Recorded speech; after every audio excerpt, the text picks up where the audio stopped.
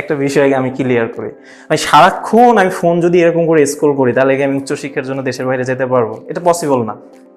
মূল কথা হচ্ছে যারা প্রপার টাইম ম্যানেজমেন্ট করে, কি কি লাগবে, কখন লাগবে, কিভাবে হচ্ছে অ্যাপ্লিকেশন করবে, প্রত্যেকটা বিষয় নিয়ে যখন হচ্ছে একটা মানুষ জানতেছে, জানার পরে সে ডিসিশন মেক করে সঠিক সময়ের মধ্যে অ্যাপ্লিকেশন করতেছে, তাদেরই কিন্তু রেজাল্ট আসতেছে, টিকিট কাটতেছে, ভিসা নিতেছে, চলে যাচ্ছে।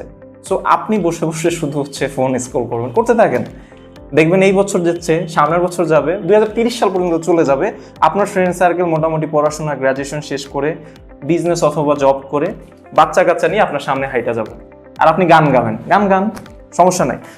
লাস্ট একটা বিষয় আমি বলে দেই, এই যে ঈদের মধ্যেও কিন্তু আমাদের অফিসের কার্যক্রম বন্ধ নাই, কারণ চায়নাতে ঈদের মধ্যে ইউনিভার্সিটির অ্যাপ্লিকেশন চলমান। যাদের ডকুমেন্টস রেডি আছে, পাসপোর্ট রেডি আছে, খুব দ্রুত অফিসে এসে অ্যাপ্লিকেশন করতে হবে। এটা হচ্ছে লাস্ট ওয়ার্নিং দিচ্ছি। পরে এসে বলবেন যে ভাই এখন একটু দেখেন, স্যার এখন একটু দেখেন যে ইউনিভার্সিটিতে যেতে চাই, এটা পসিবল না। সো যদি মনে হয় যে আপনার লাইফে কিছু করা উচিত বা আপনার লাইফে আসলে বড় কোনো স্বপ্ন আছে, আপনার বাস্তবায়ন করতে এখনই উঠে পড়ে লাগতে হবে। আর এই বাস্তবায়নের জন্য যত ধরনের সাপোর্ট দেওয়া লাগে সেটা স্টাডি ওয়াল টিম করবে। দেখা হচ্ছে স্টাডি ওয়াল গাজীপুর অথবা ঢাকা অফিসে। ভালো থাকবেন।